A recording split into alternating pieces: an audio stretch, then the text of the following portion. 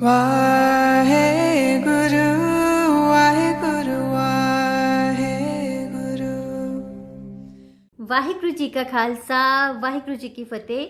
My name is Jasdeep Kaur. I am a career counselor, well-being coach and a public speaker.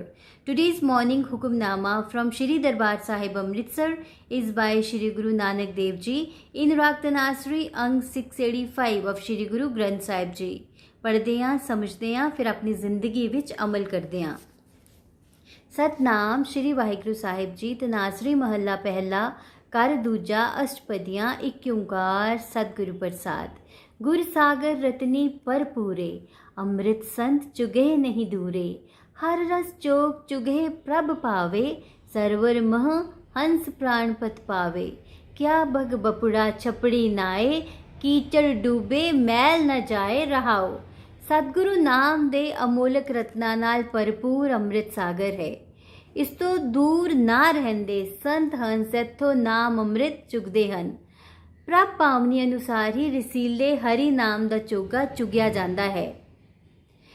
ਗੁਰੂ ਗਿਆਨੀ ਸਾਗਰ ਵਿੱਚ ਸੰਤ ਹੰਸਾਂ ਨੂੰ ਪ੍ਰਾਨਪਤੀ ਪ੍ਰਭੂ ਮਿਲਦਾ ਹੈ, ਪਰ ਮਨਮੁਖ ਬਗਲਾ ਚਿੱਕੜਲੀਆਂ ਛਪੜੀਆਂ ਵਿੱਚ ਹੀ ਨਹਾਉਂਦਾ ਹੈ।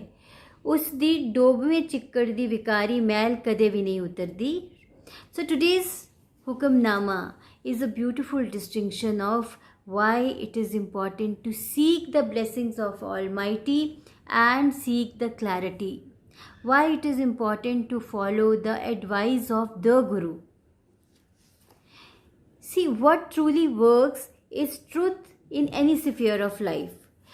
अब ਮੰਨ ਲਓ ਕਿ ਸਾਡੇ ਕਿਸੇ ਵੀ ਏਰੀਆ ਵਿੱਚ, ਮੰਨ ਲਓ ਹੈਲਥ ਹੈ, ਫੈਮਿਲੀ ਹੈ, ਰਿਲੇਸ਼ਨਸ਼ਿਪਸ ਹੈ, ਫਾਈਨੈਂਸਿਸ ਹੈ, ਕਿਸੇ ਵੀ ਏਰੀਆ ਵਿੱਚ ਸਾਨੂੰ ਐਡਵਾਈਸ ਦੀ ਲੋੜ ਹੈ, ਸਾਨੂੰ ਕਲੈਰਿਟੀ ਦੀ ਲੋੜ ਹੈ।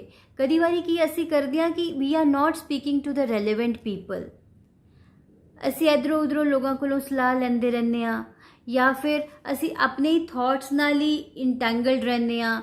ਅਸੀਂ ਆਪ ਹੀ ਚੀਜ਼ਾਂ ਨੂੰ ਲੱਭਣ ਦੀ ਕੋਸ਼ਿਸ਼ ਕਰਦੇ ਰਹਿੰਦੇ ਹਾਂ, ਆਪ ਹੀ ਚੀਜ਼ਾਂ ਨੂੰ ਗੂਗਲ ਕਰ ਕਰਕੇ ਉਹਨੂੰ ਕਲੀਅਰ ਕਰਨ ਦੀ ਕੋਸ਼ਿਸ਼ ਕਰਦੇ ਰਹਿੰਦੇ ਹਾਂ, ਵਿਚ ultimately comes out to be like just banging your head against the wall. We reach nowhere. So it's very important to seek the blessings of our Almighty कि सानू clarity मिले and seek the advice of the expert. मान लो कोई health issue है, it's very important to go to the specialist, अपने proper test करवा के उसकी guidance seek करो, ਉਸਦੀ ਐਡਵਾਈਸ ਨੂੰ ਫੋਲੋ ਕਰੋ। ਮੰਨ ਲਓ ਕਰੀਅਰ ਕਲੈਰਿਟੀ ਨਹੀਂ ਹੈ ਜਾਂ ਕਰੀਅਰ ਵਿੱਚ ਇੱਕ ਆਪਸ਼ਨਸ ਚਾਹੀਦੀਆਂ ਨੇ, very important to go to the expert, go to the career counsellor. ਮੰਨ ਲਓ ਕੁਝ ਰਿਲੇਸ਼ਨਸ਼ਿਪ ਵਿੱਚ ਪ੍ਰੋਬਲਮ ਹੈ, ਰਿਲੇਸ਼ਨਸ਼ਿਪਸ ਵਿੱਚ ਪ੍ਰੋਬਲਮਸ ਨਾਲ ਕੀ ਹੁੰਦਾ ਹੈ, we are just speaking to people here and there, ਮੇਰੇ ਨਾਲ ਇਹ ਹੋਇਆ, ਮੇਰੇ ਨਾਲ ਇਹ ਹੋਇਆ। There are two options.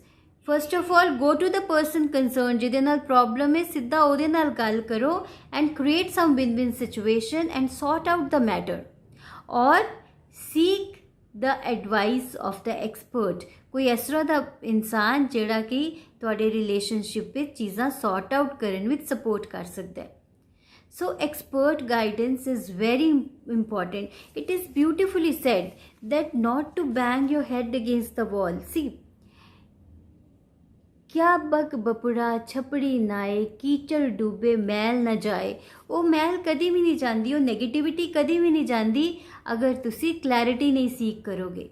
So it's so very important to seek the clarity. So we should never be ashamed of or overly prideful or even fearful of seeking the advice of the expert.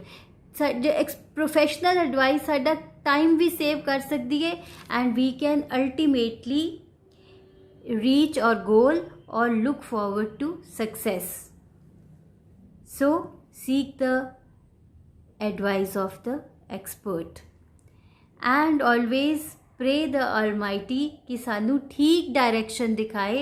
Ultimately right direction is the key to have a fruitful life. सो आज इस चीज़ ਨੂੰ अमल करो।